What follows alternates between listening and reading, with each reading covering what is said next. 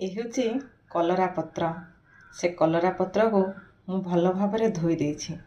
धोई सारा परे ताको सुंदर भाव काटी देछि। से कलरा पत्र को आउ किछि अछि कौन अछि बेसन अछि 4 चमच बेसन अछि। किछि कंचा लंका को काटी रखिछि। रसुण 6 रु 7 पाखुड़ा रसुण ताको भल भाव छेचिकी रखिछि। आउ किछि लुण जेतिकी आमर स्वाद अनुसार आवश्यक सेतिकी ही लुण मु रखिछि।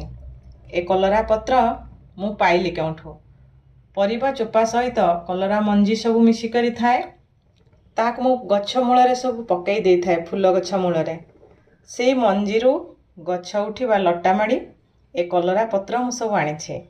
एबे ए कलरा पत्र सहित मु बेसन मिसई दोछि एवं ए लुण कंचा लंका और रसुणर छिचा से मिसई देछि। हलदी आपण चाहिए ऐड करि परिबे, चाहिए आपण हलदीटा स्किप करि परिबे। एटा को भल भाव मिसई देबा। पानी रो आवश्यकता नहीं। जदि आवश्यक हुए अल्प टिके पानी आमे हाथ रे छिंची देई परिबा। कड़ाई रे तेल गरम हो जाइए।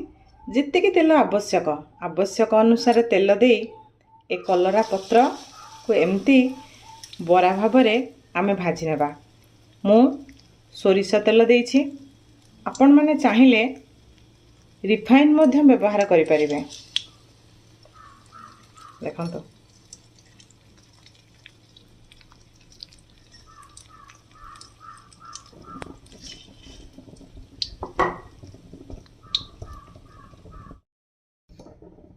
एबे मोर एटा प्रस्तुत हो जाइए। कलरा पत्र रे एमती बरा खूब स्वादिया लागिबो।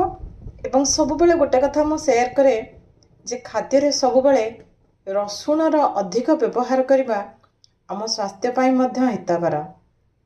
तेणु आज मोर एई कलरा पत्रर गोटे खाइबा आपण मानक पाई